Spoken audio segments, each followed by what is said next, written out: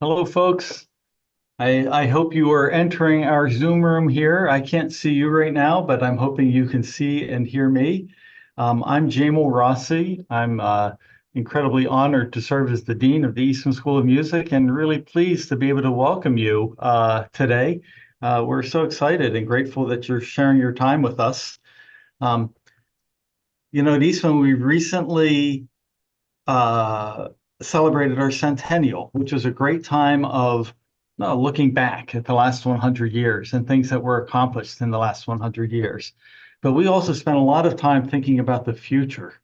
And the one thing we can predict about the future is it's going to look pretty significantly different than the past. And there are going to be many elements about it that are going to change, some of which we might have a window into today, and some of which we have no idea what that will look like. But it's clear to us that the influence of technology is only going to increase, that AI is going to play a major role in all of society, but will also have an impact on music. So this topic that we're talking about today, technology and AI, is just so vitally important. And I'm really excited to learn from our presenters and to take part in this with all of you. So I want to express my sincere thanks to the experts and panelists who are with us today, and I'm truly looking forward to hearing what they have to say. You're going to hear from Dr. Christopher Azara, who is the Eisenhardt Professor of Music Teaching and Learning here at the Eastman School of Music. And Chris is also an outstanding jazz pianist and an affiliate member of the Jazz and Contemporary Media Department. You're also going to hear from the NSF members of the NSF research team here at the University of Rochester, who are researching the impact of Gen AI on music and creativity. From Eastman, I'm really pleased to have with us Dr. Blair Kerner, who is the Assistant Director of the Institute for Music Leadership. Ben Guerrero, who's an assistant professor of music at Eastern Mennonite University and is ABD right now at Eastman in our music teaching and learning department. And from the Warner School of Education, we have Dr. Yu Jung Han, who is a postdoctoral fellow housed in the Center for Learning in the Digital Age, and Dr. David Miller, associate professor at the Warner School of Education and associate director at the Center for Learning in the Digital Age. So again, I'm so pleased that you're with us, and it is really my pleasure to introduce and turn this over to Rachel Roberts, who is the director of Eastman's Institute for Music Leadership. So thanks very much, and Rachel, I'm turning it over to you. Jamal, thanks so much. And thank you everyone for joining us today. We are so thrilled to share this space with you. And as we all know, the world of Gen AI continues to change and evolve every day. This symposium is about this particular moment in time, where we are, what we're learning, and what possibilities are or could be for the future. Today is the first of a two-part series exploring music law and Gen AI. Today is specifically focused on exploring generative AI for music. Next week, on Wednesday from 3 to 5 p.m. Eastern Time, that session will focus on the intersections of music, law, ethics, and AI. So we hope you can join us for that session too. These topics have come about in our research, a National Science Foundation grant to support our project titled Towards an Ecosystem of Artificial Intelligence-Powered Music Production, or Team Up for short. This research has three primary objectives. One, to create an open access framework enabling musicians and AI researchers to collaborate in developing new music production solutions. Two, to understand both advances and challenges that may arise from using AI for music production. And three, to provide new learning opportunities to empower current and future musicians to utilize technology better. At this moment, we are about halfway through our 3-year grant-funded project. We have embarked on in-depth interviews from musicians in various fields across the country. We are testing out 2 college class learning experiences, focusing on developing skill sets with AI. And we are actively planning for a high school summer day camp experience to work with students this summer on their utilizations and adaptions and knowledge of Gen AI. Today, we've broken the next couple hours into a few distinct parts. First, an exploration of what is creativity. You'll then hear an introductory overview of what is Gen AI, followed by examples of how Gen AI is being utilized in music. We'll then transition to previewing what we've learned so far with our NSF research. And then we'll conclude with a panel discussion, fielding questions from all of you on the screen today, and a couple that have been submitted during the registration process. We'll also have a few moments of reflection can you hear me now? Okay. We'll also have just a few moments of reflection and audience participation from you. Just as we posted in the chat as we were beginning today, some questions and responses of creativity. These quotes are from people that we have interviewed. We'll have a few more quotes and reflections for you to engage with throughout the next few hours. We are still learning in our work, and we would like to learn from you today too. If at any time you have questions, please type them in the chat directly to me. I'll help facilitate these questions being asked towards the end of our session. And now to transition to the main event. I'm pleased to have Eastman faculty colleague, Dr. Christopher Azara, kick us off. As you heard, he's a pianist, arranger, author, educator, and his work focuses on understanding creativity and improvisation in the music learning process. We are so thrilled to have you with us today. Thanks so much for being here, Dr. Azara. Over to you. Well, thank you very much for all the planning and the time and the care that is going into this. When Dan McIntosh first approached me about this, I was very excited to be able to be involved.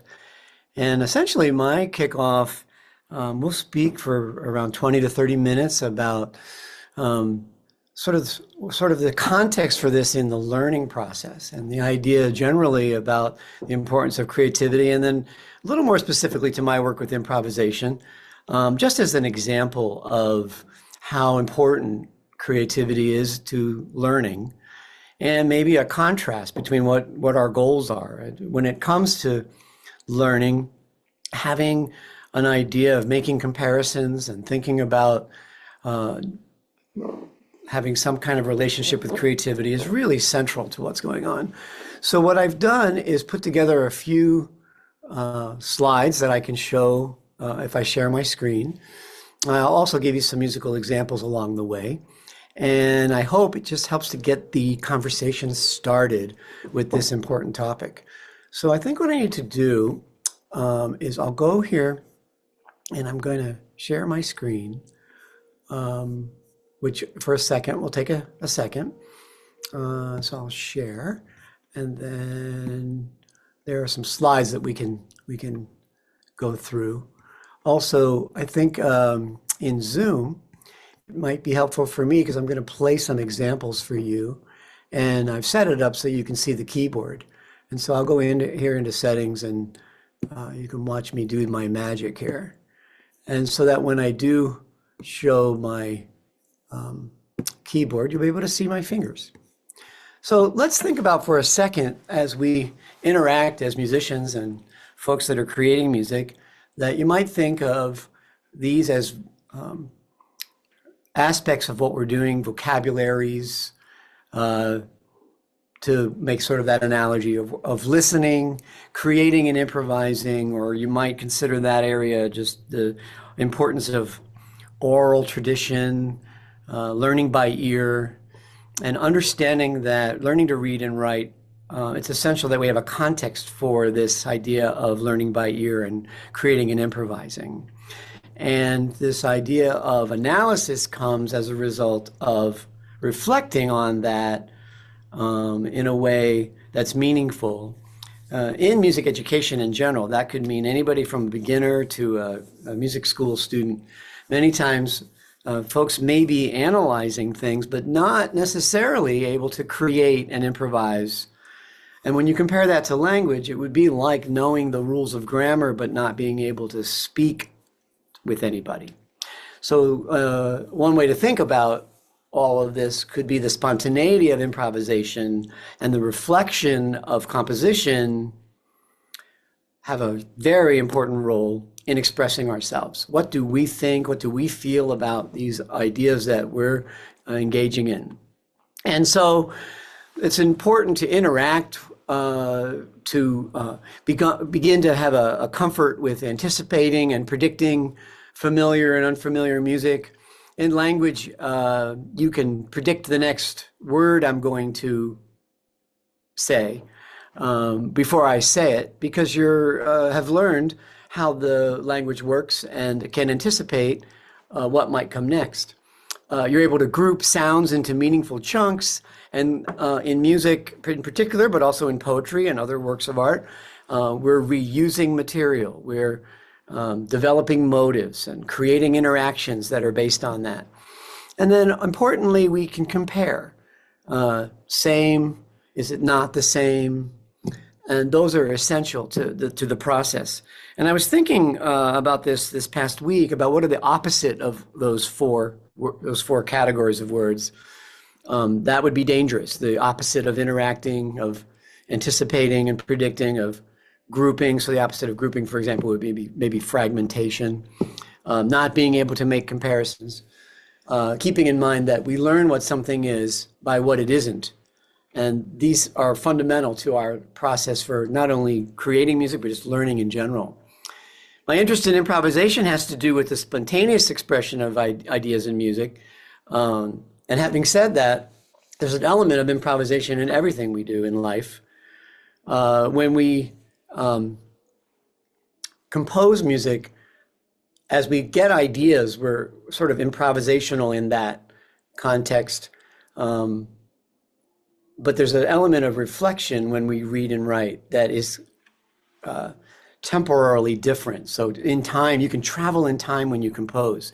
Let's say you have an idea for something, and then you go back and you can revise the introduction to make something more clear about what you want to say in your composition.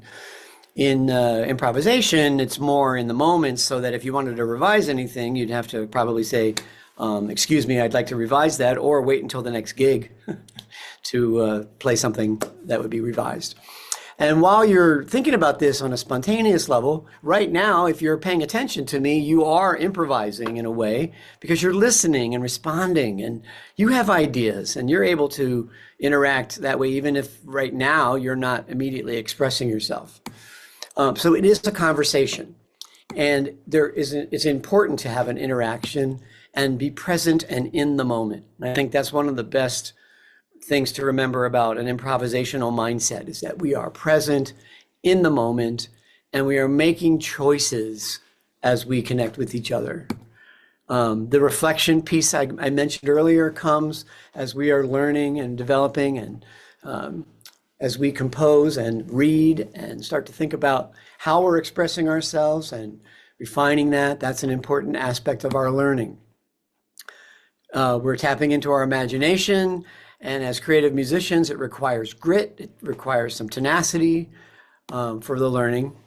But essentially, what I like to share today is the importance of learning by ear. Everything we do in music is learned by ear. People say, well, as a reader, you might be reading something, they say, can you play by ear? But essentially, when you read, you are playing by ear, because that's music is invisible. If you will, the notation is symbolic for the music, and the best it can do is remind us of how musical we are. So that's something to think about. That reminder, that symbol, engaging our musical mind and body and spirit in a way. And one of the best gifts to us is repertoire. That's a fancy word for songs and tunes and pieces. And I use the word repertoire because it embraces a lot of different genres and styles and such. But learning by ear and learning from repertoire is really important. Think of repertoire as the stories. If we want to tell a story, we should be participating in listening to stories and learning how stories unfold and what's a real convincing way to tell a story. And so that's what I think we need to be thinking about in terms of learning. I'm fond of going over this. If anybody's ever had a session with me before, some of these fundamentals are necessary for me because I think in music in general, there's a lot of teaching of reading without the embrace of improvisation. People are always, they value improvisation, but I found in my work that we as a profession could bring improvisation more to the center of what we're doing in a way that speaking is at the center of language arts and developing and expressing our ideas. And Jane Healy is a person who's written a book about the idea of how can we engage people this way. She calls it Endangered Minds, Why Children Don't Think and What We Can Do About It. And she mentions that the ability to bark at print is not reading. Many people, including well-meaning parents, think it is. What she means by that is what we have to get to is can students reason and speak and write about it? And that's where the creative process comes in. And I'm fond of using this example. Sometimes I'll have a volunteer, and the prerequisites for reading this are that you don't know anything about astronomy and you're an excellent public reader, someone who can read aloud well. And it's not to embarrass anybody or anything. It's actually done in fun. But the idea that you could read the units of stellar distances and pronounce these words. The angular semi-major axis of the parallactic ellipse is called the stellar parallax of the star. Since the major axis of the ellipse is the maximum apparent angular deflection of the stars viewed from the opposite ends of a diameter of the Earth's orbit, the stellar parallax, the semi-major axis of the ellipse, is the angle at the star's distance subtended by 1 AU perpendicular to the line of sight, which sounds really impressive and could be generated either artificially or just read by a human. I made a couple of pronunciation errors in there, and you go back and you practice that and you deliver it with enthusiasm.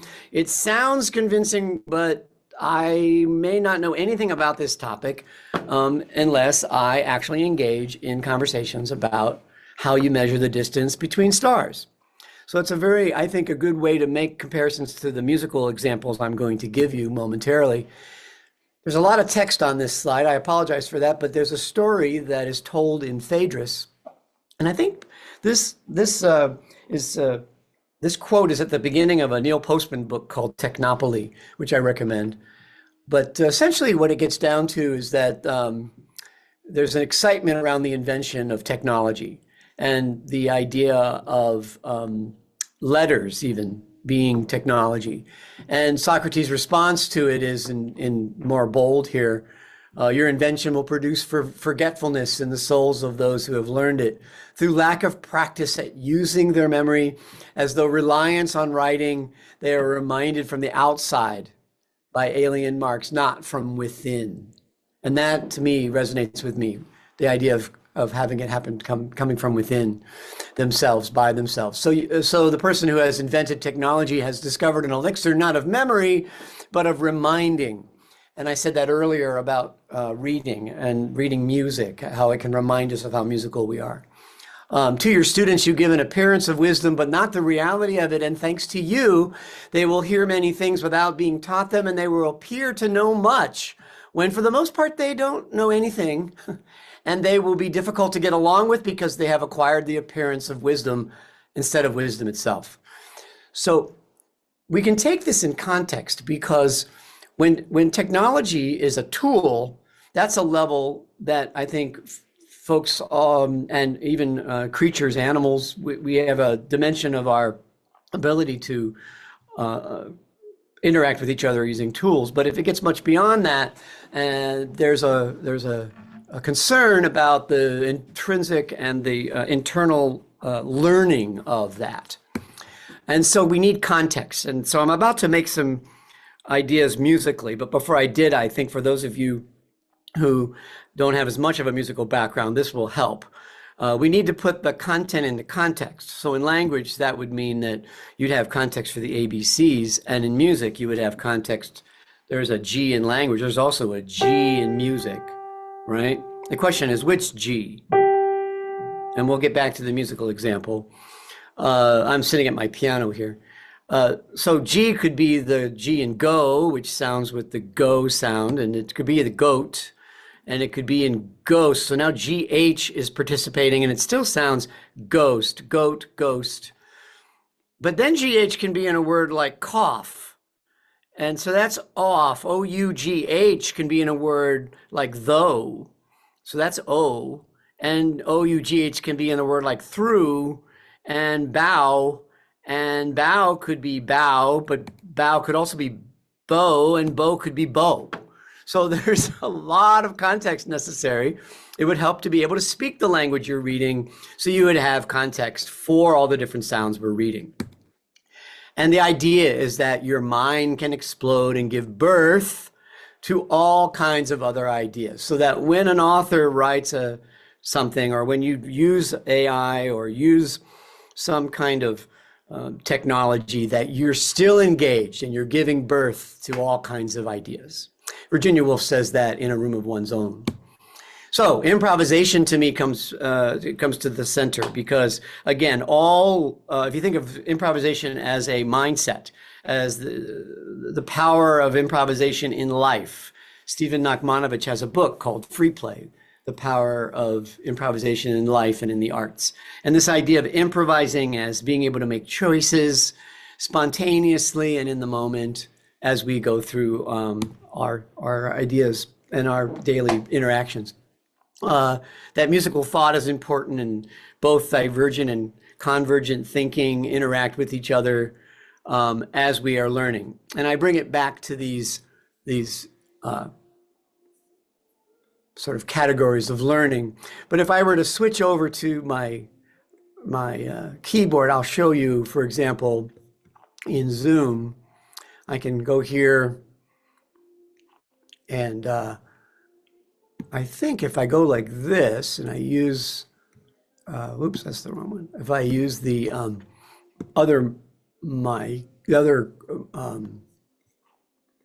stop sharing, I think, for now. And I think you'll be able to see. Can you see I hope you can see my keyboard. Yep, we can see your keyboard. And so like you take a G, and maybe the G is this G, which is in major, they would say that has a certain sound. For every bass note, there's a different sort of, that's the Misty G, if you know the song Misty. These are all G's in the top voice. This is what I call the 70s G. Here's what. I think you get the idea that there's a lot of different contexts for that are necessary. And with all those chords I was playing, maybe even another extended example of this would actually understand that these vocabularies that we learn and the ability to anticipate and predict and compare and group, and is it the same or not the same? There's a song called Like Someone in Love, and let's take the A. You might hear that in the beginning of a concert. The oboe gives an A for the tuning. Sometimes you hear it and people are tuning and such, but that A could participate in a chord like, and then there's one A, here's another A. Here's another A. And then here's a G. So you have all these A's. Here's an A. Here's an A.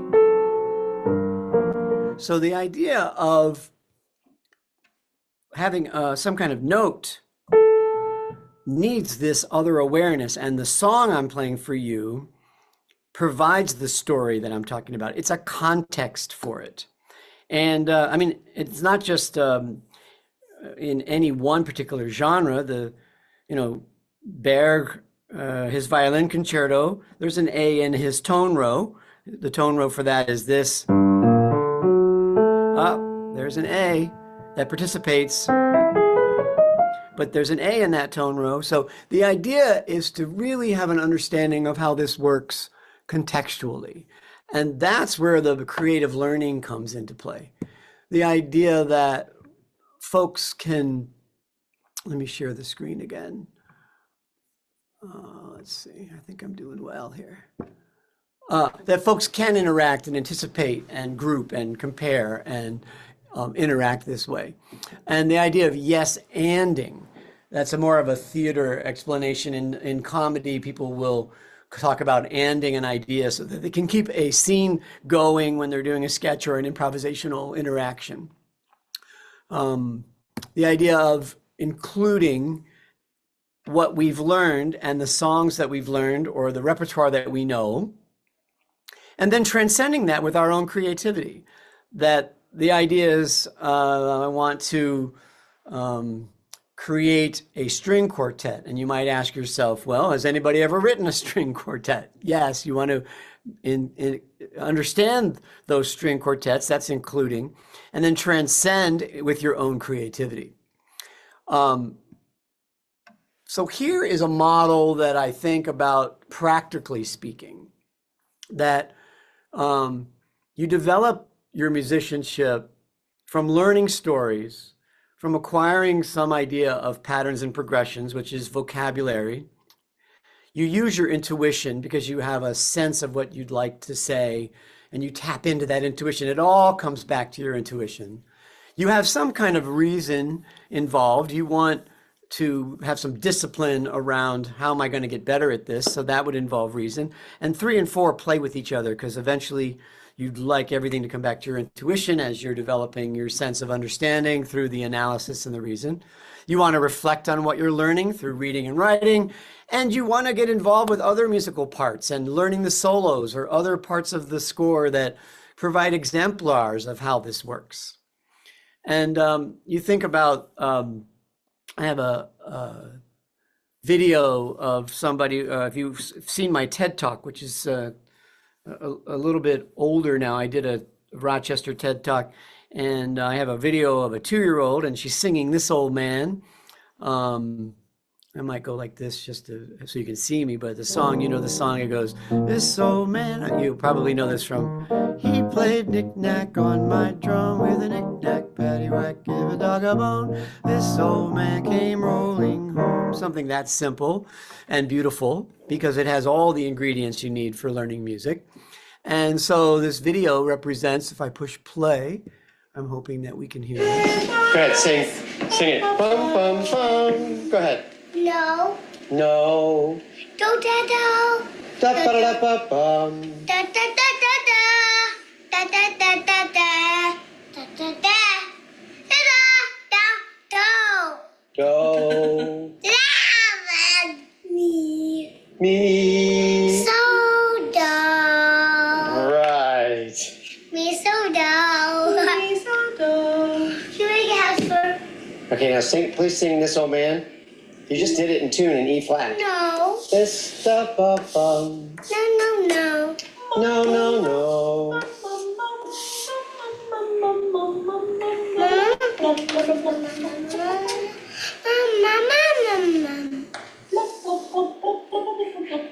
Da da da da.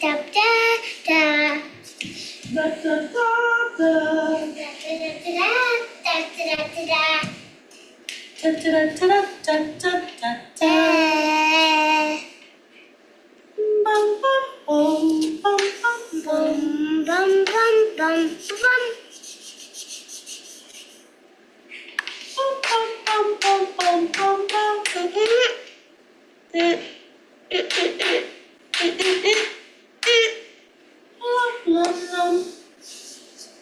I'm waiting. La la la. No. Thank you.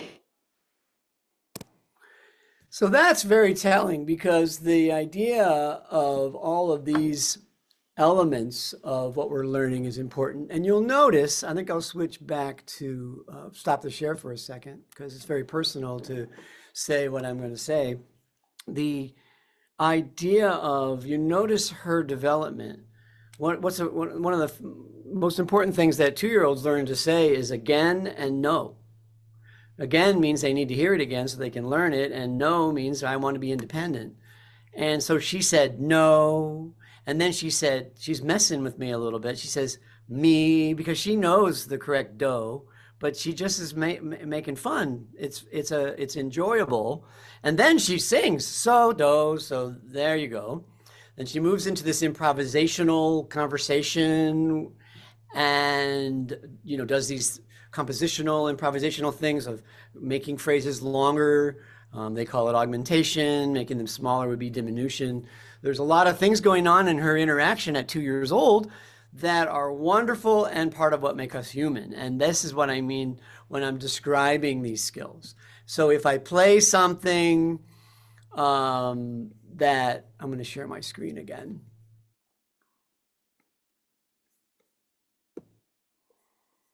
If I play something that has all of these chords in it, what I was playing before,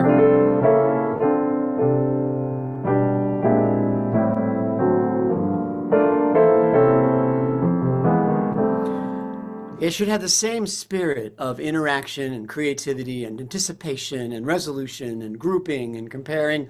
And that's how we develop our musicianship for creativity and interactions in a group. And coming back to what's etched on the side of the Eastman Theater there, and for the enrichment of community life, because we are at a school. And I love the idea of being a music school in a University of Rochester. The universe of the university is really very attractive. So we get to this yes and, we get to this include and transcend. We talk about these ways of learning. I will end with a couple of good examples of repertoire in various styles. You think about the song Simple Gifts. And if you zoom out of that song, so again, maybe it would be helpful if you could see my expressions. If you zoom out of that song, if you have a song that goes, and that's the melody. And if you zoom out of that song, you get these notes.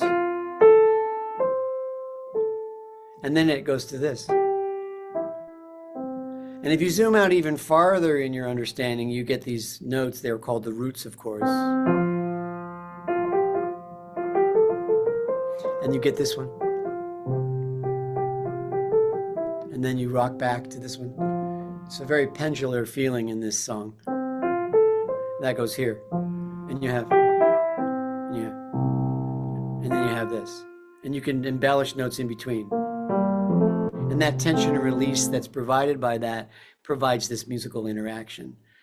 So just think about it. If you could zoom out and instead of doing those notes, what if you did a different grouping of those notes? What if you were able to go, and then what if you were to zoom back in and embellish those notes?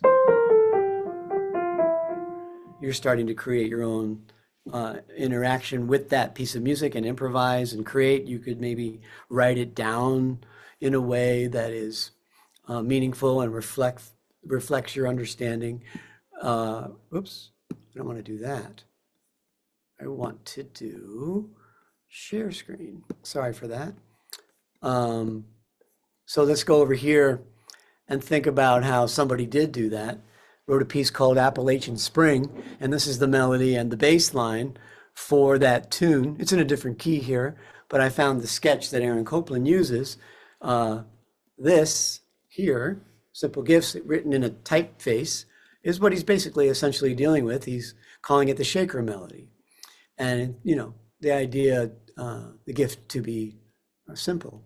And so if you go back here, what's happening in my explanation is like it's organic. It's like a tree, that the root system would be like that bass note, and the trunk of the tree could be like what we call the roots of the chords. And then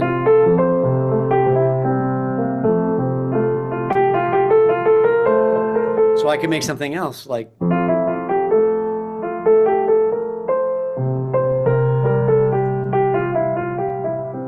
That idea. Same thing with rhythm, that we get a sense of meter and we move our bodies in a way that it's meaningful. And movement is life. Just think about that for a second. Movement is essential to all learning. And the idea of movement is life, meaning that we should be very comfortable moving our body in musical ways related to all of life. So this is just sort of an idea that you can also zoom in and out on levels of rhythm and rhythm patterns. And so if you zoom out far enough, if you get this song, and you zoom out to here, you can actually go to New Orleans and hear, and it repeats. And you hear it a third time. Right? It's the same thing if you zoom out. But it's a different style, a different genre. But essentially, it brings the same elements into play. And I found a Mozart string quartet. The last 8 bars is the same chord progression as when the Saints go marching in. So the idea of putting creativity at the core of that becomes something that helps us learn. If we're going to use technology, we can hopefully use it and include it in our understanding as we interact with other humans and folks in life as we progress. We transcend through our own creativity for the highest levels of understanding, and the idea that, remembering that every tradition started with an improvisation. That's something I think about. Everything that's an established tradition somebody started with creativity, and keeping that alive is essential. The history of music is the history of creativity and improvisation. So that sort of as an overview. I hope I sort of stimulated some thinking. If you have more questions now than you did before I started, that's a good thing. But I'll leave you with the quote that every child is an artist, and the problem is how to remain an artist once they grow up.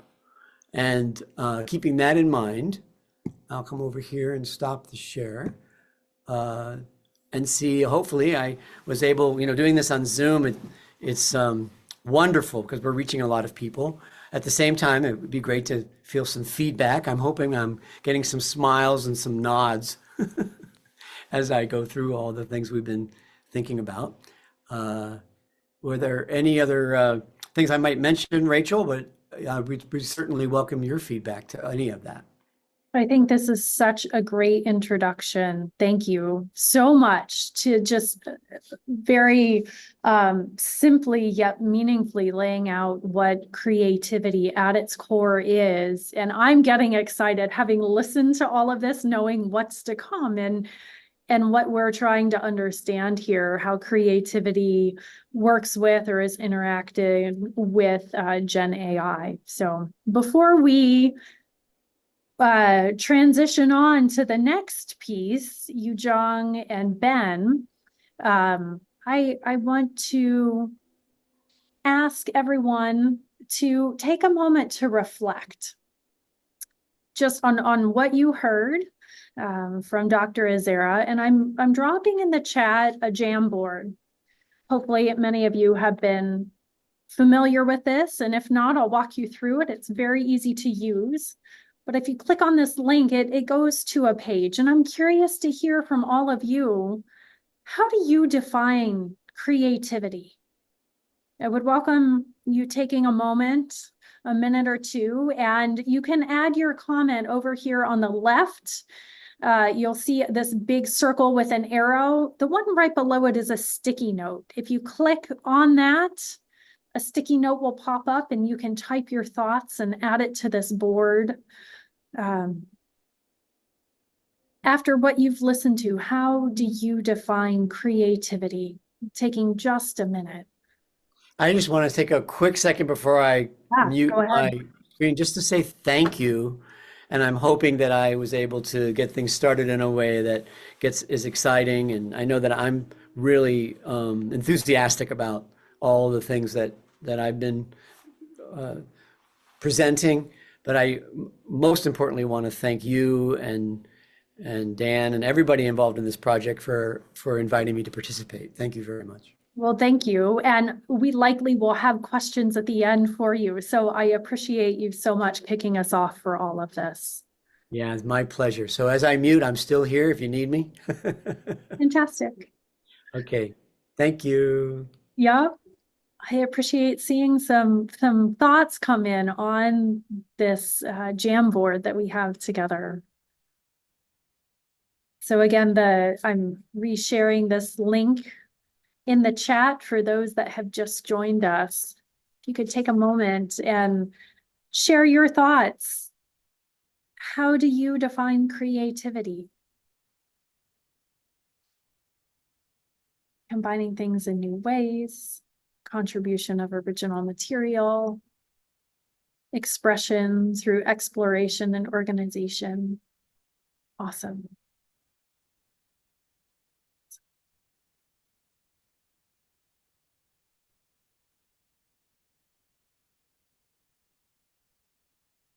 This will be open throughout the entire presentation too. So if you have a moment of inspiration and think of something as we continue on, I invite you to please pop over here at any time and share your thoughts with us.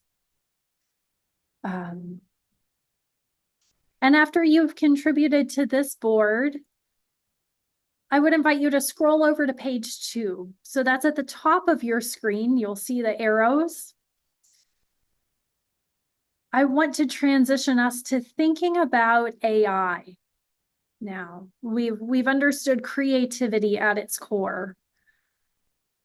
I invite all of us to take a moment to share, again, on a sticky note, how do you think AI impacts creativity?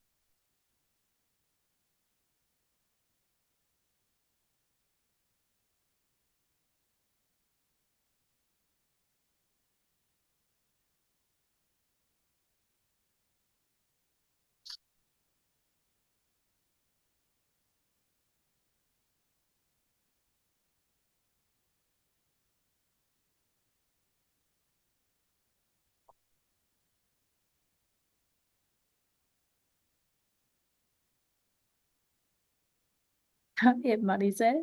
It opens doors, can expand one's ability to absorb opportunities, can increase access, potential to take art to new places, make it more accessible, as well as to corrupt it. Of course, it can be misled and be abused for sure. Wide-reaching thinking partner. Awesome. Well, again, this page will be up throughout our presentation. I would invite you to share your thoughts as we go forward. For the sake of time, I'm going to continue on at this moment. The second piece of our workshop is exploring Gen AI. You'll first hear from Yujung Han, a postdoctoral associate at the University of Rochester's Warner School of Education, who also works with the Center for Learning in the Digital Age. Yujung will give an overview of the workings of Gen AI, and then I'll just do both introductions right now. Her presentation will be directly followed by Benjamin Guerrero. Ben, as you heard from Jamal, is an assistant professor of music at Eastern Mennonite University. He's teaching music technology classes at James Madison University, and he's also finishing his dissertation here at Eastman. Ben will be focusing his presentation on examples of Gen AI in music. So both Yujung and Ben are wonderful members of our NSF research team, and I'll turn it over to you, Yujung.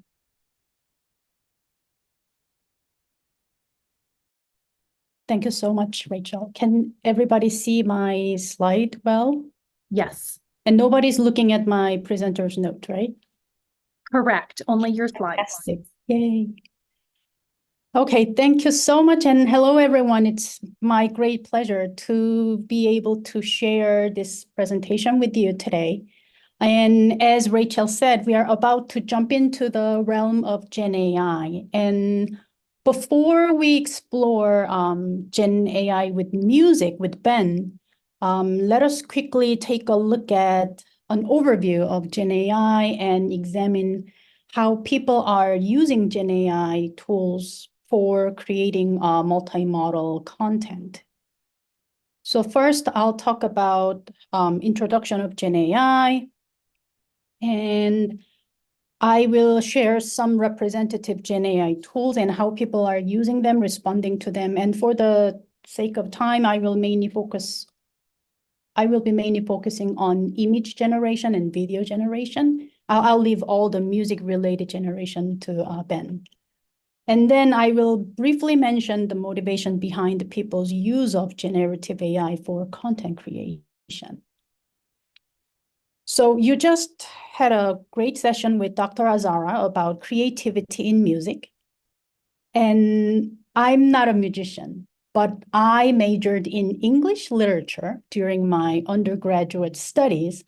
So I would like to kick off this session by sharing a sonnet that I crafted last night, because it's all about art and creativity. Upon a glass, the liquid darkly gleams, a sweet elixir in its carbonated sheen. Coca-Cola beloved in all extremes, a timeless taste of beverage so serene. Isn't it pretty impressive? English is not my first language. Well, unfortunately, I did not write it. AI did. I asked an AI chatbot, I used Jasper AI chatbot to write a sonnet about Coca-Cola for me. And in seconds, it did. It did a great job. And it ends my sonnet with, "Oh, Coca-Cola, in your classic guise, you quench our thirst and memories arise." So as such, generative AI or Gen AI is all about creating something new and unique. So there are multiple discussions, rich conversation on how to define Gen AI, but I will save that conversation for now. So how do we create something new and unique? Well, by using a prompt. Prompt is the way we ask an AI to do something. It can be an instruction, question, data example, and so on. So in my previous sonnet example, I used a prompt, write a sonnet about Coca-Cola, right? And here on the left, this is ChatGPT 3.5. I used a prompt saying, generate 5 research questions on generative AI in higher education. And in seconds, it generated a decent looking questions. These text-based Gen AI, especially chatbots like ChatGPT, are at the center of discussions at this point, as it is so easy to use. So when ChatGPT first came out in late 2022, it was text to text. So you enter a text prompt and then AI generates text output. But generative AI is multimodal. Prompts can be multimodal and AI generated output can be multimodal. Here is an example. I can use my sketch and a written prompt that describes my sketch as my prompt. And then Gen AI tool will generate this wonderful image for me in seconds. So Gen AI is very multimodal in content creation. There are so many Gen AI tools that are, let's say, text to video, image to video, image to audio, 3D to image, and this list continues. So let me walk you through some Gen AI tools and what they allow people to do and how people are using them and responding to them.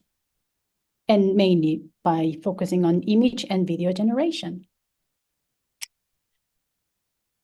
Okay, let's first go to the world of image generation. I think this Adobe page really makes a bold point on generative AI for image creation.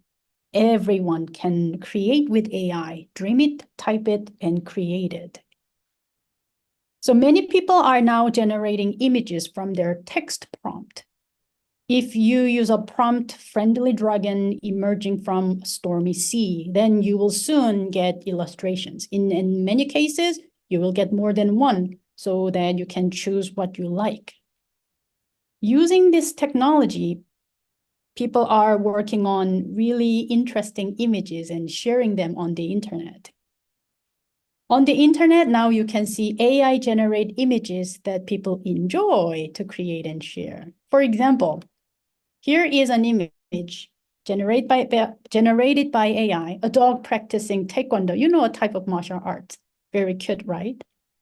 And don't get mad, cat people, I didn't forget about you. Here are kitties going to school. And you will see these images like everywhere on the internet right now. And people sometimes gather up in an online community to share their work, allowing others to edit and build on what they created to create a new piece. So here you are looking at examples of AI-generated Mona Lisa in a platform called playgroundai.com. And let us take a look at the first image. So this person used the prompt Emma Watson as Mona Lisa, trending on ArtStation, sharp focus, studio photo, intricate details, highly detailed. And it seems like this image is based on the pre-existing AI work of Greg Rutkowski.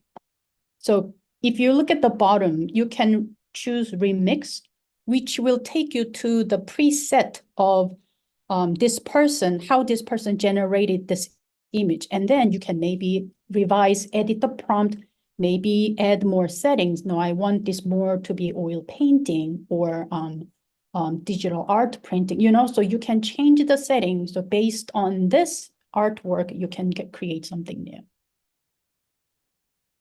And you will see a lot of them on the internet. Let me rewind the time for a bit. And I hope many of you are familiar with this Photoshop request postings on the internet, right? So basically, you ask online Photoshop masters to edit your image as you wish. And then you get the wonderful result from them. And some of them put brilliant and humorous wit into their output, like the one you are looking at right now. Like, can you please get rid of the people in the background? And of course, all the people were removed from this image. So this was pretty popular for the past years. And now AI became a game changer for this. Now you can do it on your own and you don't have to be a Photoshop master. You just designate an area, you can see the white lined area. You can designate an area you wish to edit in the image and then give AI a prompt of what you want to add. So here's an example. You choose an area to edit at the bottom and then add a prompt saying, jaguar drinking from pond. And then in seconds, that is what you get. And some people are really enjoying it, and some are not happy about it. In this Reddit thread, you can see comments of people expressing their frustration with AI, taking all the fun and uniqueness of Photoshop request. They said now, like this special fond memories is completely destroyed because they only use one tool, but they are now calling themselves like photo professional editors. So you will see like really mixed responses from, the community about this Photoshop response. Now let us take a look at what is happening with video generation. So this tool, Meta, you can generate animated video, very short one at this moment, out of this single solid image. So you input this image and then AI will kind of think on its own and try to generate a video with this image. Or you can generate 360-degree image based on your sketch and your written prompt.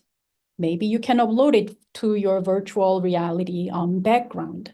So here I am drawing a sketch on this 360-degree canvas, and you can see at the bottom my prompt saying futuristic image of high-end space station. And then if you click generate, in seconds, you will get, I'm waiting for the video to catch up with me. You will get something like this. So as you can see, it reflects all the sketch that I had in this 360-degree sketchboard. And now it's following my prompt. It is futuristic high-end space station. And it's not just, like this kind of video creation. How about this? This AI platform, you can first, number one, you can choose your virtual avatar. These people do not exist, but you can choose your virtual avatar. Number two, you choose the accent, the language variation, and tone of the voice. Do you want your video to sound smart, friendly, or, like formal? And then you just type or have AI generate your scripts. And then the video will be, you will create this video within, I don't know, less than 5 minutes.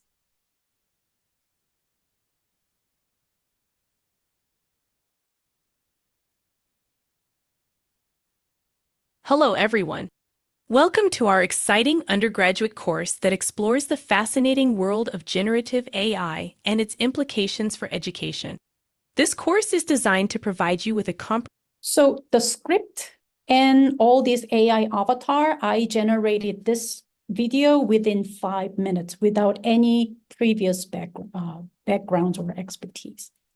And it's not just a random avatar. Now, this technology allows you to have your own avatar. So you just give it a certain length of your video speaking, and then it will analyze your facial expressions and it will create your own avatar. You just give a text prompt, and then you will see your avatar self say that in the video. Here's an example. Hello, everyone. Today, you're going to meet two versions of me. This version, live to camera, and this version made entirely from artificial intelligence. This is wild, but as a busy entrepreneur and a course creator, I'm actually really excited about this new technology from a company called Synthesia.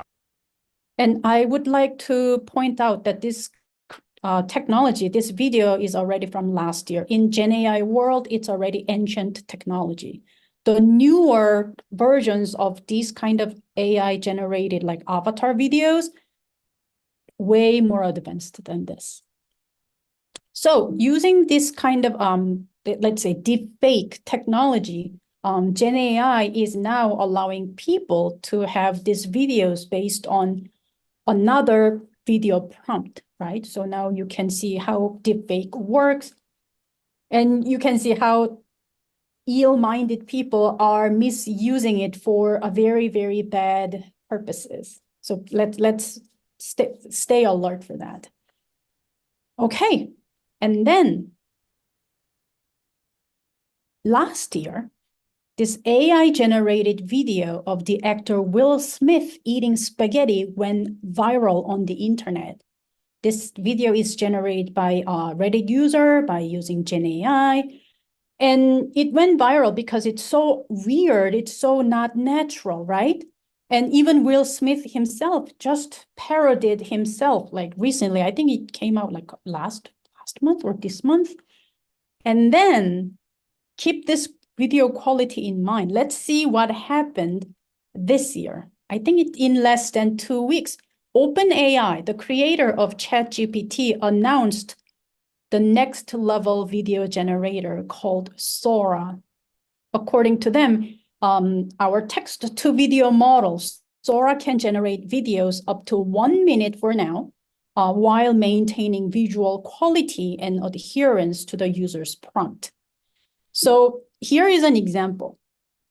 Let's say 5 sentences. That's my text prompt, right?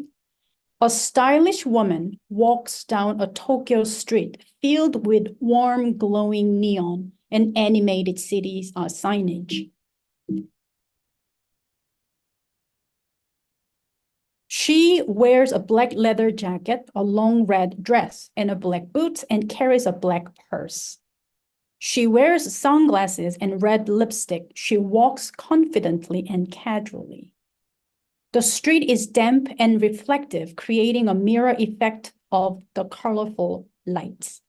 Many pedestrians walk about. By only using these 5 sentences, prompts, this is what Sora generated.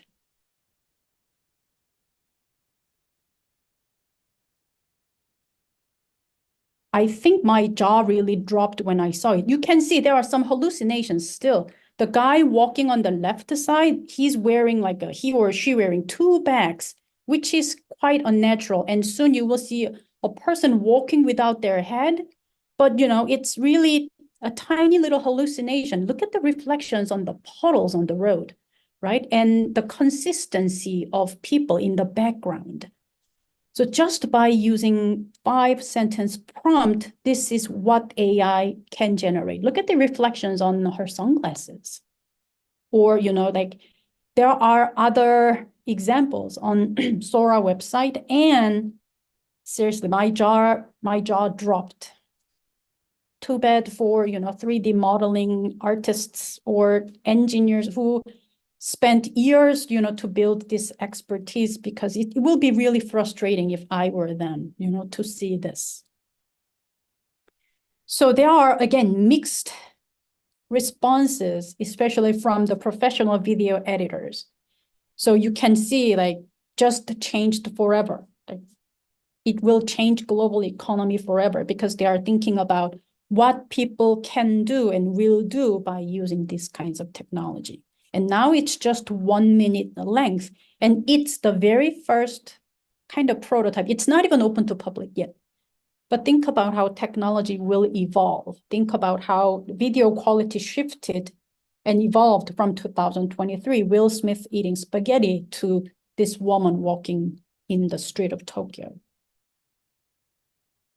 So what is the motivation behind it? And I'll try to keep all the literature aside and show you examples I saw on the internet. So it can be purely entertainment purposes. The driving force can be just to have fun. And that's really evident in fan communities. I'm a Friends fan. And these days, Friends' Facebook page is full of AI-generated images on Friends characters in different contexts. And look at the numbers of likes of the left image, right? Fans are having fun. And Harry Potter, there are so many Harry Potter fans. And recently we saw how AI envisioned the party at Hogwarts would be like, right? You can see people are having great fun. How about this one? Like Voldemort and, the professor, they are dancing. And you can tell in AI-generated world, people at Hogwarts, they definitely know how to party. And I will be happy to join their party as well. Some people are using this technology to bring their old family photo alive, so that either, they see how their great-great-parents that they only met in the photo would smile, would frown, or their beloved pets, they had to say goodbye a long time ago, run around again in the photo, or in the animated videos, images. Or it can be for something else. It can be for profit, it can be for fame. Here is an example. So there are people comparing the image qualities and characteristics between different image generative Gen AI tools. And the prompt is Mona Lisa with her cat. And you can see the outputs are quite different. How about this? If you go to Etsy or other online shopping platforms, you can see people selling a kind of similar images. I'm not sure if these images are AI generated as well or not, but you can see the resemblance among them. And I know some people are already selling their art, their pieces on the internet. It's not just illustrations, images, they are selling videos, so as a raw footage or raw stock images, right? Like if they are really clear about it's AI generated, maybe that's safer to use it. But some people are maybe not really clear about where their product came from. And there are many more motivational factors and purposes that drive people to use Gen AI tools for multimodal content creation.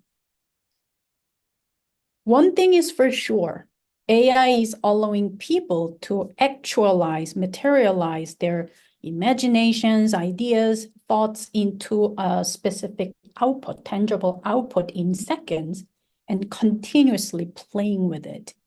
Indeed, anyone can create multimodal content with AI right now. I will now pass my mic to Ben. Thank you so much.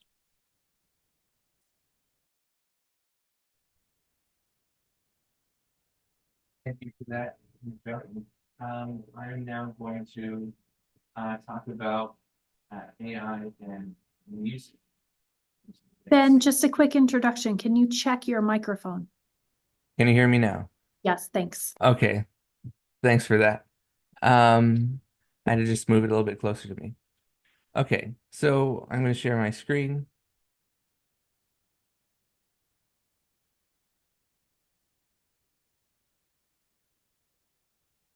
And do you see it full screen? Yes. Or just as AI music? Okay. So artificial intelligence research has accelerated rapidly in the past year, and no one really knows what AI models are going to look like by the end of the year, much less in the future. Especially with these multimodal models that are coming out, and then third-party plugins augmenting and adding context to the models. Artistic output is going to change into something that's probably not even possible or imaginable at the moment. With that said, I'm not afraid of AI at the moment when it comes to music. The player piano didn't replace pianists. The synthesizer didn't replace orchestras when Wendy Carlos came out with Switched on Bach. And AI will not replace humans or human creativity or human emotions. However, AI will change artists' relationships with time and the creative process. I've noticed as we've talked, there's a lot of words and definitions that are out there when describing AI models and how they're made and how they're used. We don't have time to talk about all of these definitions, but there will be a vocabulary quiz at the end of the symposium, so I hope you study. I'm kidding. So let's go on and talk about different uses of AI for music and audio in general. I'm going to put it in 3 different categories: passive, active, and replacement. So let's start off with passive. AI could be working quickly in the background in an app or a plugin, and it could save artists time as they make edits. Probably the most common passive example of AI is with search engines or social media companies that connect user data with targeted advertisements. Another example is a smart speaker that may have a microphone array with 3 to 6 microphones, and it's listening to the entire room and instantaneously is separating all the noise in the room from the music that's being played, from the 10 people that are speaking in the room. And it's constantly listening for a command for either Siri or for Alexa. And it's usually using some sort of neural engine to do all of those processes in real time. With newer smartphones, you're not actually seeing the photo that the small camera sensor took. You're actually looking at an automatically enhanced version of your photo based on the analysis of millions of photos. That way, all you have to do is take a photo and it'll look pretty good. Now imagine AI automatically enhancing your voice memos from your phone, so your audio recording instantly sounds studio quality. That would be an example of passive. You're not changing anything about your workflow or your creative process. It's just doing something in the background. Then there are active or interactive uses of AI where an artist makes conscious decisions with an AI model. Here's an example from Holly Herndon.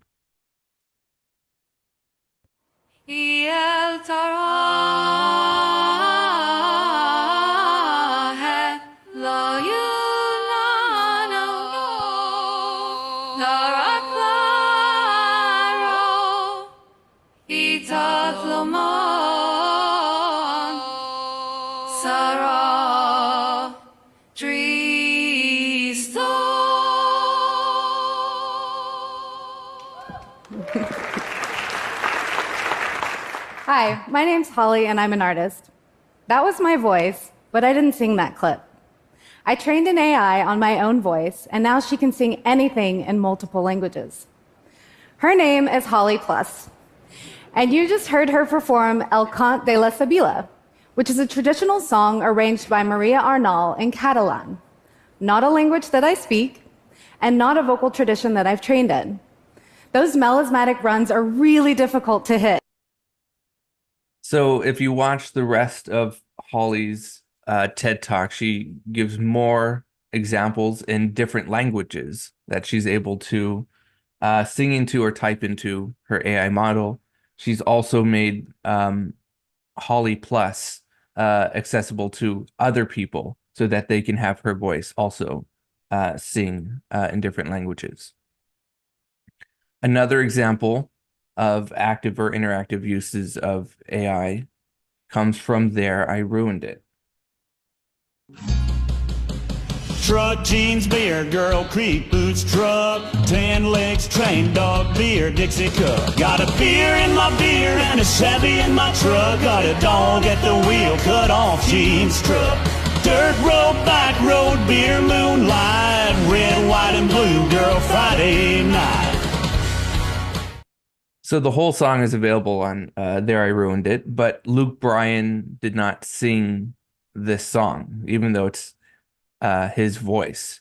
So it's usually funny seeing this and the actually dozens of examples on There I Ruined It's website, but it also gives you a sense of where's the limit, where's the line between parody and satire and then deep fakes or impersonations.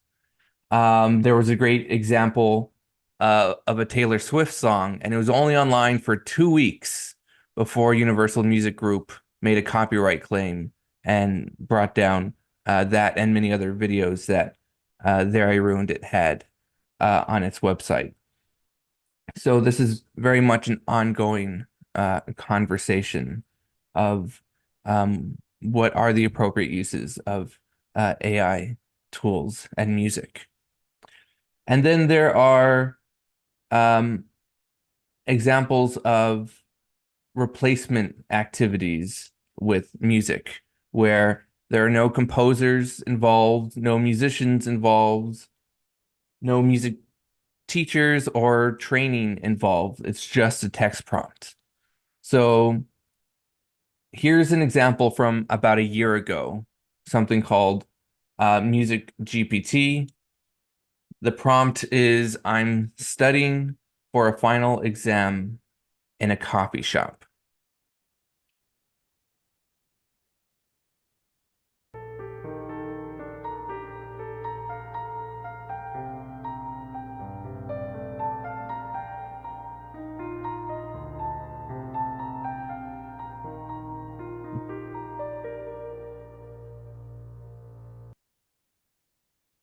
So it was really quiet, but it was basically a piano playing a monophonic line that wasn't exactly singable or hummable, or make harmonic sense.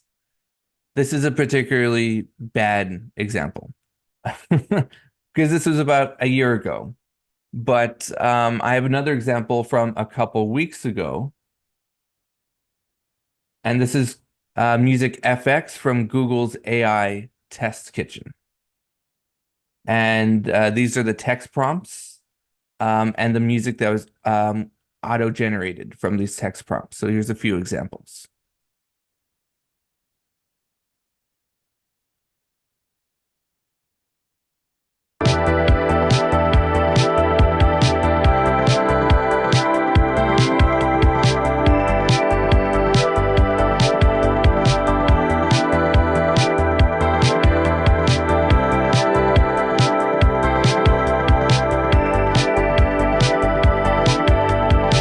That was dreamy ethereal synth, and the next one is lo-fi jazz.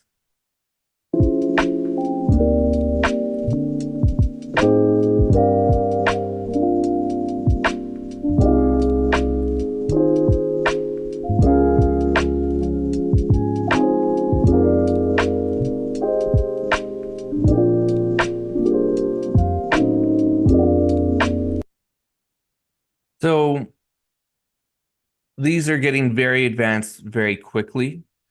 And in terms of the current capabilities of AI and music production, there's a few different categories we can put these AI apps under. There's source separation, where you're able to separate multiple sounds that are happening simultaneously into individual tracks. The most recent example of that was the Beatles' Now and Then song, which came out in November.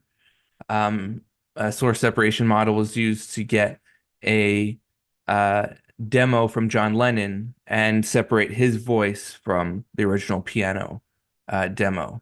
And with that separation, they were able to finish the rest of the song.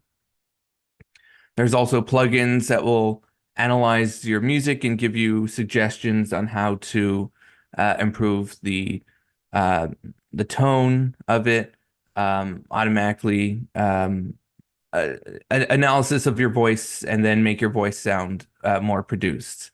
There's a few of them that are just one click and then it's polished. And some of them give you the options to edit afterwards, and some of them you either like it or you don't like it, the automatic suggestion. There's music generation, usually from text prompts, like the one I just showed you. There are DAW integrations, digital audio workstations, which are the audio editors that most musicians work in. And some examples have been putting chatbots inside of the audio software.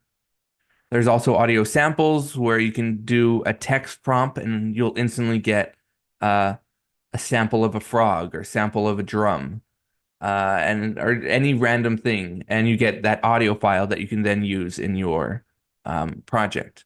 And then there's audio mastering that's also available. So I just want to show you one last example from WavTool, which has added a chatbot inside of an online audio editor. So this is an example of what that tool looks like. Hi, Tim Cant here, and in this video we're going to look at 10 tips to make you a better producer in WavTool, the AI-powered DAW you can use for free in your browser. Let's get to it. Tip 1. Ask for help. You can get help in WavTool instantly thanks to the AI chatbot. Just press enter to bring up the chatbot, then type a question or request assistance. You can ask general questions like, what is MIDI? WavTool specific questions like, what effects can I use in WavTool? Or you can even ask WavTool to help you directly. If I type, how can I make my beat louder? WavTool will give me a few suggestions, complete with shortcut buttons to action them. These requests don't have to be in the form of a question. You can simply say, "Give my beat reverb," and WavTool will help you out. Tip 2. Generate audio for inspiration. If you're suffering from writer's block, you can get instant inspiration using WavTool's Generate Audio with AI function. You can ask chatbot to do this, or you can find the function in the skills menu. Simply type a prompt into the Generate Sample from text box, and WavTool will create a fresh sample for you to use.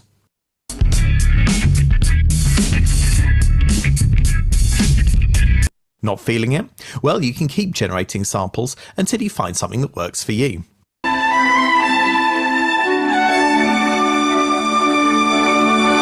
Once you've got a sample you like, you can drag it into the project. If you'd like to see this feature in action, check out the Making a Hip Hop Beat with AI and WavTool video linked in the description. Tip 4. Learn from your samples. WavTool has the ability to generate MIDI data from audio clips. So, if you like a musical sample, you can generate MIDI from the audio and study it to learn what's going on in the sample musically. To generate MIDI from an audio clip, right-click it and select Convert to MIDI. This is not only a great way to learn about the music theory behind your favourite styles of music, but also a useful tool if you like the musicality of a sample but don't like the sound. By using your choice of instrument to play the MIDI back, you can create a whole new sound.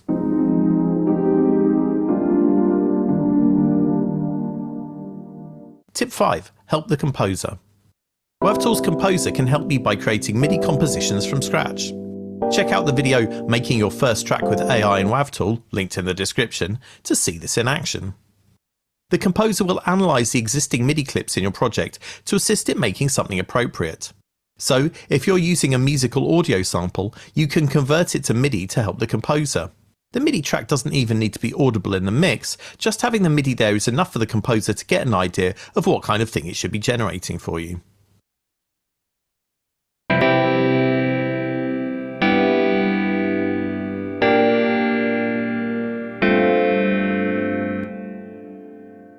Tip 6. Remove noise with stem splitting.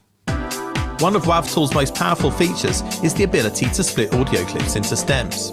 This is great for a variety of reasons. For example, you can split a sample into stems, then convert one of those stems into MIDI. You can then use that MIDI to play back a different instrument or to help the composer.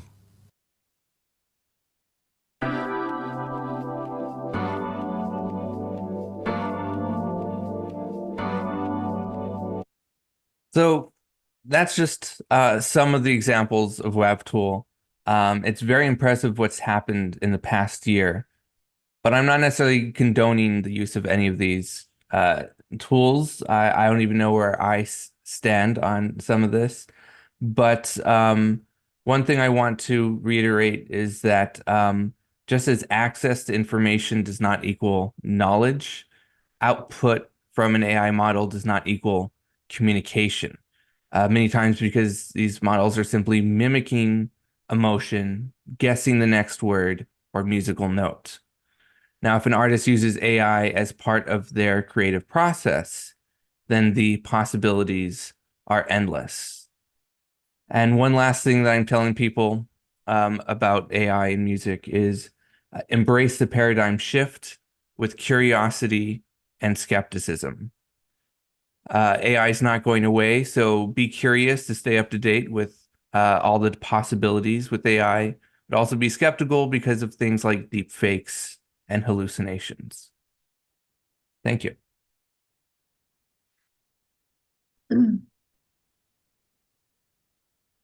Ben, thank you so much. And Yujung, thank you as well for both of those presentations, discussing and introducing what AI is, how it's applied to music.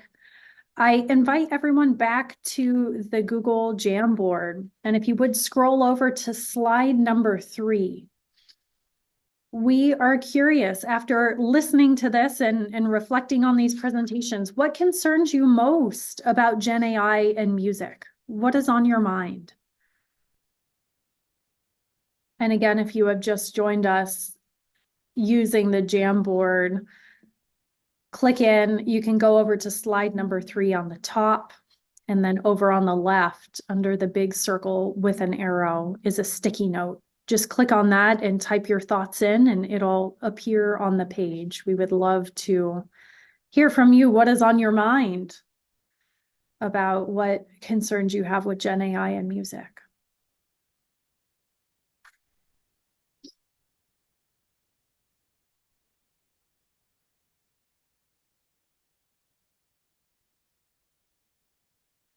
We will leave this up throughout the rest of this presentation. And if you would, also scroll over to slide number 4.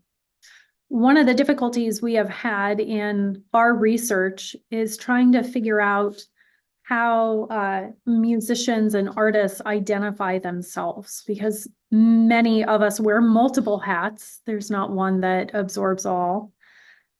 We'd just be curious to know how you identify yourself and the roles that you play. So if you would, drop another sticky note on slide number 4 to share with us what are the roles that you identify with. And as everyone is finishing up these 2 contributions on this slide, I am very pleased to introduce and transition to a preview of our research data. 2 more wonderful colleagues from our NSF team. Dr. David Miller is an associate professor at the Warner School of Education and also associate director in the Center for Learning in the Digital Age. And my colleague here in IML, Dr. Blair Kerner, she's the assistant director for the Institute of Music Leadership. Both Dave and Blair conducted many of the interviews over the last couple of years, and I'm thrilled to have them both previewing the findings of our work with you today. So Dave and Blair, over to you. Hello, everyone. I know I'm not in presenter view here. This is potentially to skip around because we're running a little short on time, and I want to make sure that we get a lot of materials in here, but also get to our panel, which is going to end our entire session. So to kick us off, we wanted to remind everybody that this is a work in progress. We have not we have not assessed everything to the nth degree so far because we are in the middle of our research, but we do have some big takeaways, some big themes that we are identifying. But first, we wanted to preface with how we found these musicians. What were our parameters? And really, we wanted a breadth and depth of perspectives. We wanted people that have been fully trained through their lives to self-taught. We wanted people that have pursued music as a part of their career to people who are just doing it on the side, different genres, different identities, and also different interest and background within technology. During this time frame, we invited 123 interviewees and actually successfully interviewed 42. Some of these individuals did not respond, and some said no because they simply just didn't feel like AI would be a topic that they'd be comfortable with talking. And that was okay, but they just didn't feel like this would be a topic for them. Of these individuals, they were actually highly educated, 91% of them having at least a bachelor's degree. However, of that, 24% of these degrees were not music related and instead were computer science, English, law, and business. So there was a subset of individuals. Of those that were interviewed, 31 identified as self-taught. Most of those individuals did not receive a degree in music. However, 2 of them would then go on to get music degrees later in life. The concept of being self-taught then increased when it came to music technology. Only 13 received any formal training within music technology, whether that be literally a music technology degree, production, or some sort of computer science background. In addition, one of the things we'd like to point out is the variety of music genres that were represented. Mostly that they also, most individuals were across multiple genres. 83% stated that they engaged in different genres. And that they expressed that they engage with these in different capacities, some being really interested and active, and some just because this is a way to make money in the field. Nonetheless, most of them embrace being multi-genre literate, with only 7 focusing on just one type of music. The median amount was about 2 to 3 genres, And I would like to point out that partial reason that classical and jazz is such a high level here is not because that was particularly sought after, but because in higher education institutions in the United States, students who've completed a music degree are required to study classical and or jazz. Most institutions do not teach modern genres as the core to the major. Therefore, those who received a degree in music, which we've seen are a large percentage, were taught classical and jazz, whether they decide to continue to pursue this genre after graduation or not. So that's a little bit of our background of the actual interviewees. I'm going to pass it off to my colleague to talk about the interview process. Thank you, Blair. And when we were doing the interviews, we used a semi-structured approach to interviewing, but we were looking for some very key insights from our interviewees, including things like music roles, what their training was, what their production process was that they had experienced across time. Things like we wanted to know how they felt about creativity. What was their specific definition? What did creativity mean to them? We also looked for pain points and challenges that they faced in their process of music production or just being a musician.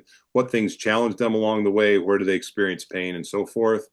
Also, what their level of knowledge was and experience and use of music-related technology, including AI.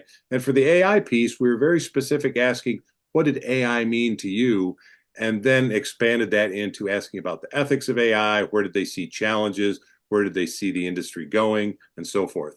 And we also looked at actual and potential impact of the technology across all sorts of roles and where our interviewees saw it going, whether they were practicing musicians, whether they were administrators in a school, or someone with a computer science degree producing music from their laptop. So it's very, very informative. And as Blair mentioned, we haven't fully analyzed all the data yet, but we're in process. So stay tuned. So some of our findings, which actually, when you get to the AI component, you'll hear some of the themes that have been brought up already within creativity, as well as within the AI actual usage, both ethically as well as production-wise. But first, we wanted to recognize that there was a lot of musical identities and roles. This is one of the reasons why we provided that prompt, engaging all of you, what you represent. But the reason we wanted to highlight this is that 88% of the interviewees identified with at least 3 of these roles that are listed here, with a median number being 4. These varying roles impacted their answers, and mostly in their perspectives of how they define creativity, incorporate tech, and what challenges they may face. And I will put a caveat that there were more than just what's listed here, but this was just more of a condensed version of areas that we found consistent identifiers. And I would say within each of these, if it's a business owner or a technology development, this is all within the musical framework. And the difference between an instrumentalist / a performer or a vocalist is that the instrumentalist and the vocalist are people, this is how they were trained in music, or what they prefer to do. But if they're a performer, it means that they're actively performing, not just that they were once upon a time, but something that they're doing consistently to this day. You'll recognize this chart from earlier when it regards genre, but now we have an extra layer. Another aspect that we wanted to recognize were a lot of these individuals are using some sort of what we would call electronics within their music, not necessarily AI, but that they're using it generally within whatever that might be of composition, performance, or production of some sort. And we wanted to kind of show that representation across the different genres.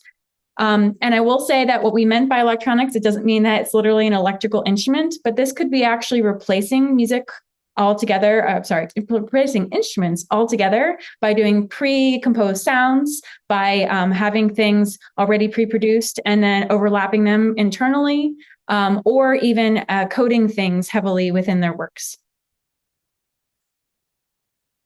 When it comes to AI, which I know what we're all here and salivating over, I'm not sure you're going to be surprised by any of these takeaways. I think a lot of these will ring true, but it kind of shows a little bit more of the mindsets that currently exist. First and foremost, we want to acknowledge that the interviewee's familiarity with AI. As seen in this chart, the majority of the individuals' knowledge and engagement with AI were basically in the 2 opposite ends of the spectrum. They either did not use it and were not aware of anything, or they were very aware and already using it. What we constitute as aware was interviewees' capability of naming a specific tool in music when asked and what that tool did. If they could not name a product, we were considering it as not being as aware of what exists currently.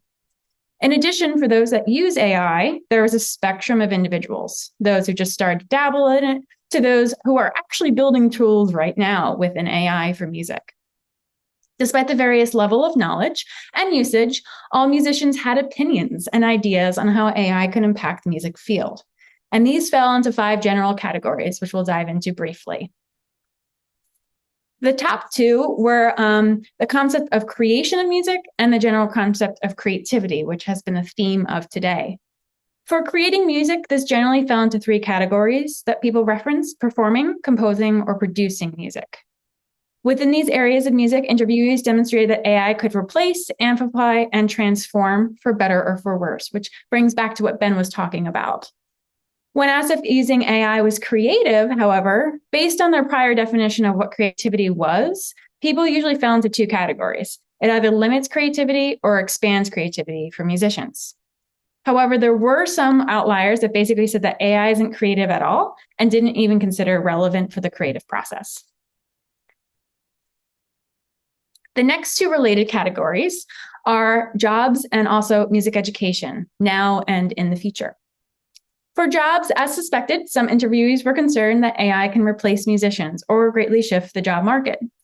Some, though, said that it could help to provide solutions to challenges they face currently, such as not having enough time for their regular work. Many also mentioned how it created communities, bringing people together, such as this cohort right now on the screen, coming together around AI, to making things a little bit more divisive between individuals not agreeing with each other on how AI should be used.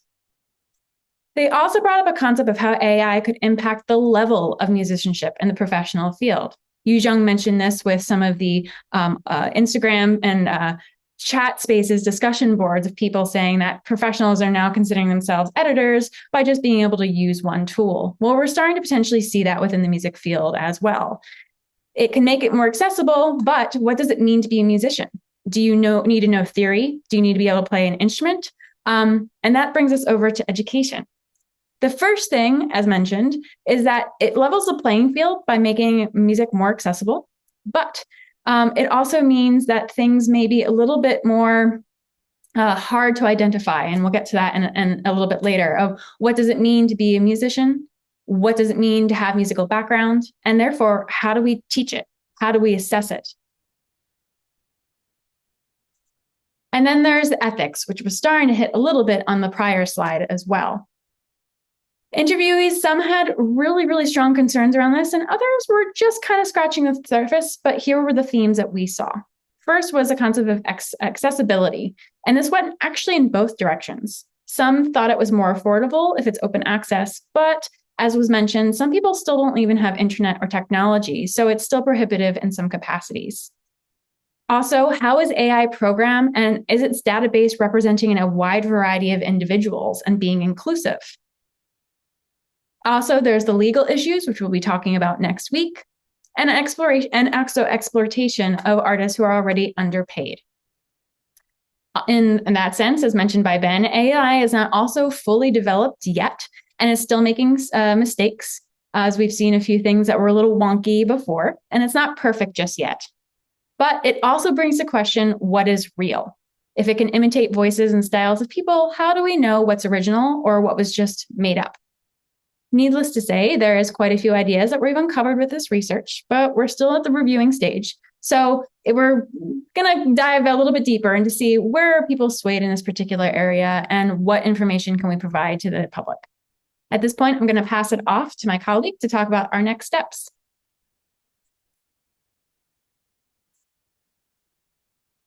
Sorry about that. I had to unmute. Thanks for the good handoff there, Blair. So everyone's always interested in what are the next steps with the research. And we do need to do a deeper dive on the data. And that's going to be looking at the quantitative results of the interviews. So lots of interviews and much more of a deep dive there. And in year 3 of the project, we're going to put out a survey, and we want to reach a wider audience that's more representative and a wider span, and also filling in the gaps of things that we don't know yet but still want to know and would expand on what we were able to gather through the interviews. So with that, Blair, any closing comments? It's been a very interesting process and listening to, reading, and talking to a variety of musicians' perspectives.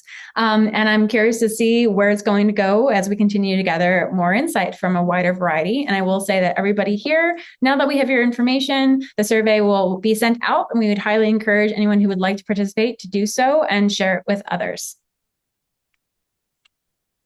Rachel? Great. Thank you all so much for, okay. Thank you all so much for your presentations and contributing to this session today. We have about 20-ish minutes left, just under that. And I'm going to momentarily spotlight all of the presenters today, but this is the point in the conversation where we would welcome hearing from you. Typing your questions in the chat, having a dialogue and conversation. And, you know, as you reflect on everything that has been presented today, from the beginnings of what creativity is as a human being to the possibilities with Gen AI, how that relates to music, and then what we are finding in our research. We're curious to know, what are the questions that all of you have? I'm going to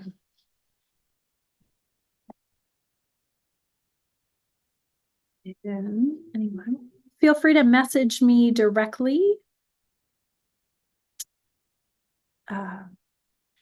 as I get everybody up here on the screen.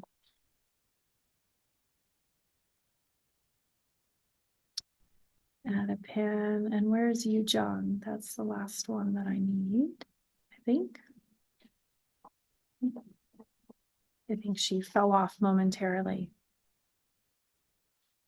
Okay, well, I will kick us off then. Some questions. Oh, here's one. Thank you. Participant wrote, should people still pursue music? I don't know. Ben, Chris, Blair?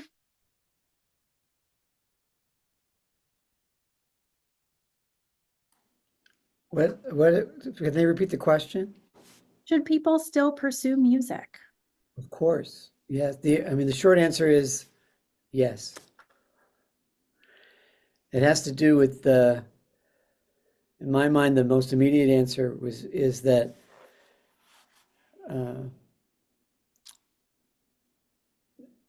there are some folks for music, they have the potential to make and express themselves in music more than any other kind of expression. And I don't mean that in terms of only the better people. I just mean that it is a fundamental part of what makes us human.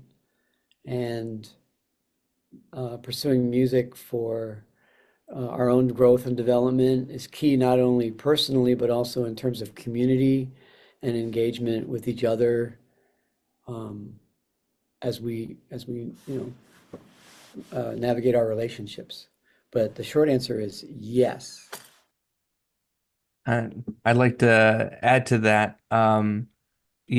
Music is naturally collaborative and social, and some of that is missing, obviously, in these AI models. So, like, here's a hypothetical question. Would you rather hear a breakup song made by an AI model or by Taylor Swift? And saying that Taylor Swift had the largest music tour last year, I think there's still lots of support for real musicians, real songwriters, and live music. So there was a follow-up to this question of whether or not you should pursue music. Someone wrote in and said, should we pursue music as a profession? Perhaps a different question.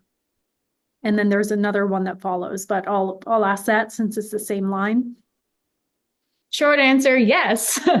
Career advisor here. So I work with a lot of students and young alums.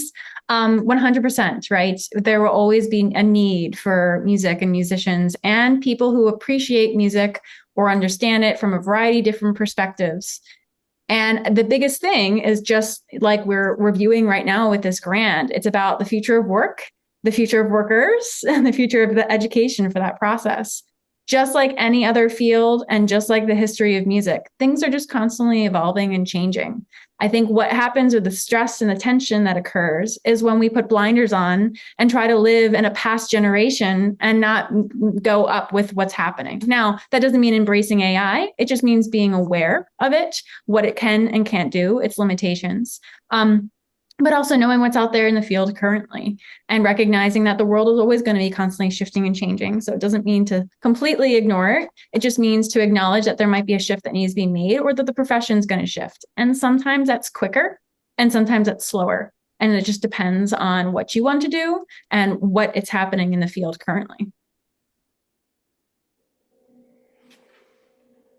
Great.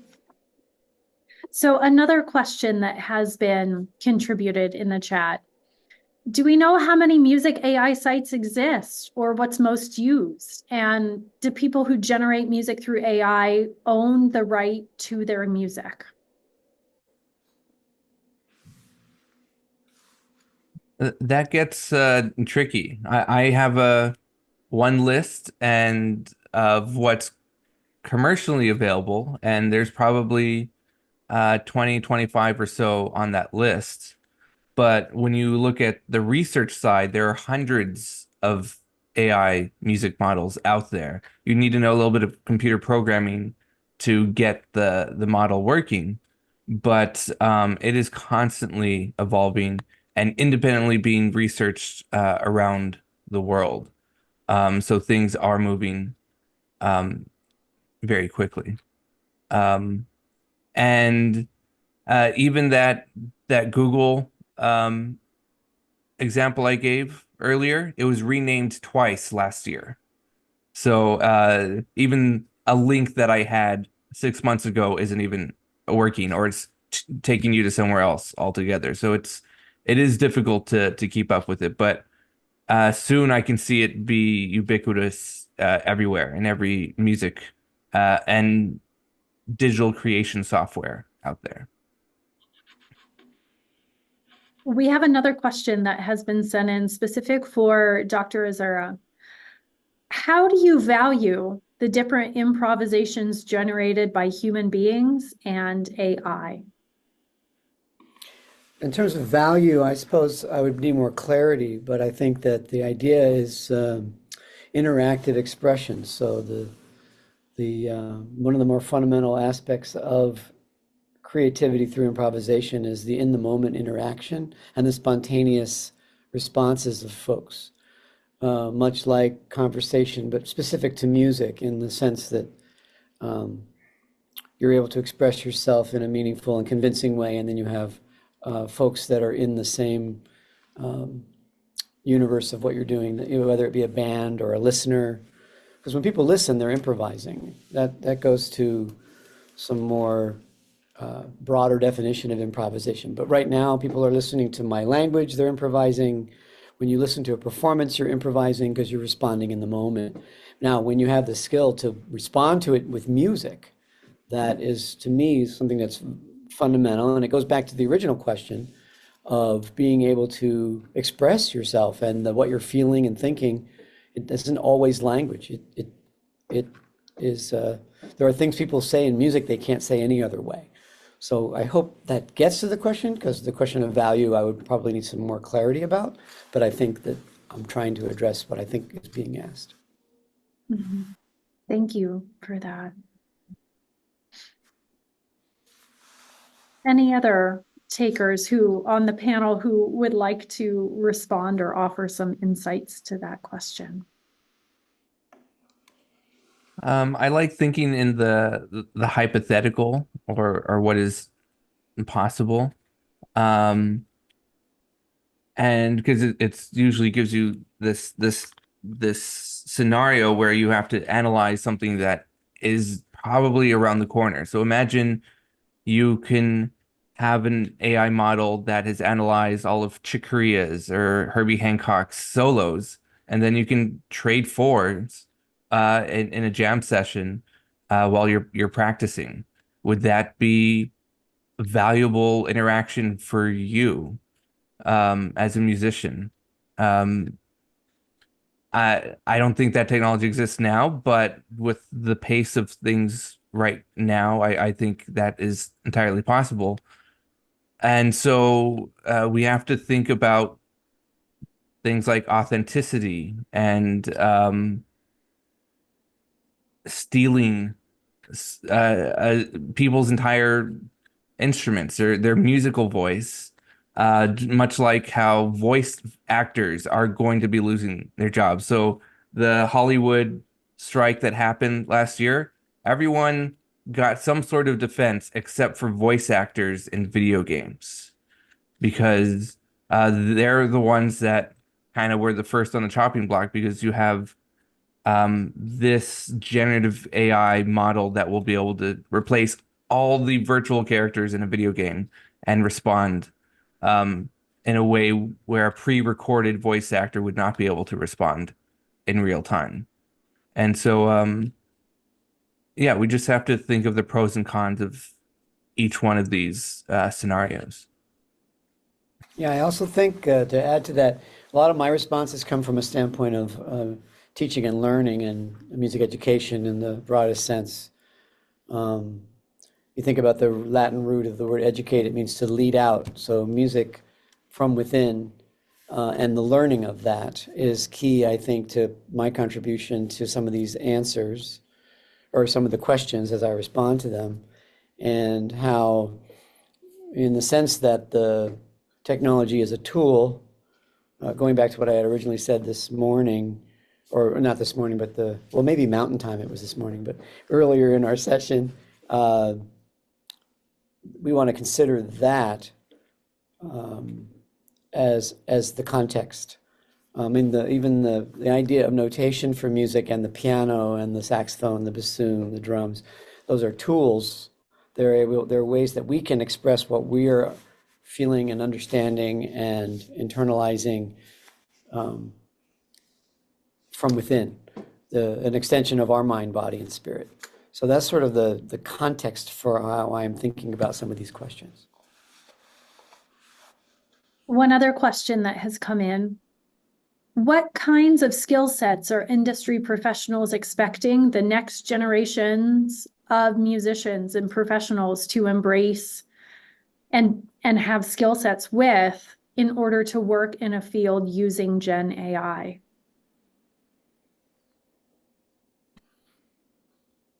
I think that ties into the earlier question about should you still pursue music. We've already seen how technology has impacted the skill set required by musicians in the 21st century compared to the 20th century. So even just a couple of decades ago, you weren't expected to have a website, have a social media presence, be able to do your own audio and video production. At that point, at this point, a high schooler needs to be able to do all of that just to do an audition somewhere. So the skill sets have been expanding, and it will expand continuously as AI becomes embedded in the skill set. So even how to use an AI model, how to work with the chatbot is a skill on its own. Fortune 500 companies are hiring prompt engineers because it's easier to hire someone to do that than to build an AI model from scratch. And it reminds me, in the 90s, there were Ask Jeeves commercials because you had to teach people how to use search engines on the internet. And I feel like there's going to be another learning curve on how to use all these different AI models that are coming out. To add to that, general skill set advice when it comes to careers. One is it's really good to have some industry knowledge. That's less hard or soft skill. It's more of just background, right? And because this industry is evolving so quickly, it's maintaining that knowledge, right? So that's going to be one of the things that will help to understand a little bit in which direction to go. Just like it would be to say understanding of which orchestras are hiring, or what are some challenges around salaries, or anything else that's evolving. So less of the skill set, just knowledge. So just put a pin that. Next is a lot of employers in general are recognizing, especially these concepts of transferable skills, right? You need to be able to talk to other people. You need to be able to collaborate. You need to have decent writing and speaking and other capacities. And the reason why is that things are never done in a bubble. You're always going to need to work with others. So general, again, another one just to put in, because a lot of people skip right over that and maybe work in their computer in their homes by themselves in their audio engineering space, not remembering that at the end, you're going to have to hand it off to a client. And that communication, just like improvisation, that interaction is going to be crucial. And then something from our own experience in data pulling, before we went into specifically music, our research information that we explore, we talked to all creatives when it came to AI before we honed in specifically on music. And there was something that was really interesting that we had noticed, was that there were people that had tech knowledge and there are people that had creative knowledge, and often they didn't know how to talk to one another. The terminology, the jargon, the even process of how they work and collaborate were entirely different buckets.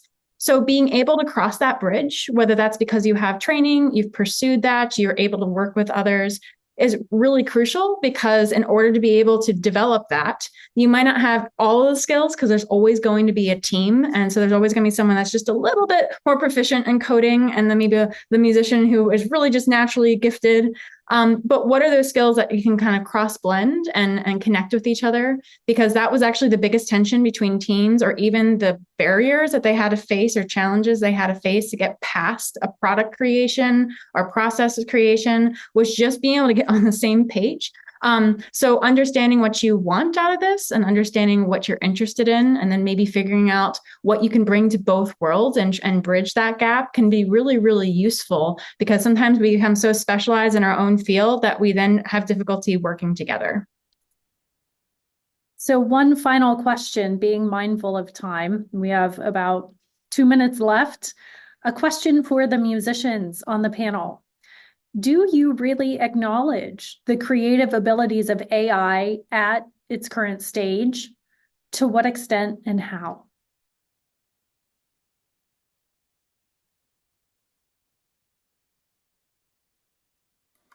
I'll put myself in the does not use, is not aware section, ironically, because I'm on the panel, right? I'm a bassoonist, classically trained, and I'm active in that space.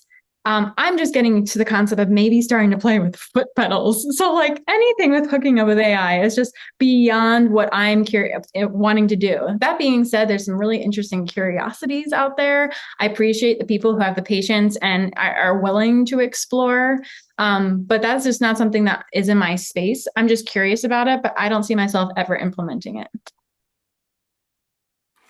I think I'm approaching this from a standpoint, again, of teaching and learning and expression, sort of thinking of the analogy of chamber music related in a more broad sense. So a jazz quartet, a rock band, a string quartet, and even a large ensemble. There's chamber music within any large ensemble music. And this idea of human interaction is what is appealing to me. I'm open-minded related to the use of technology or I should say as a tool, as I mentioned before.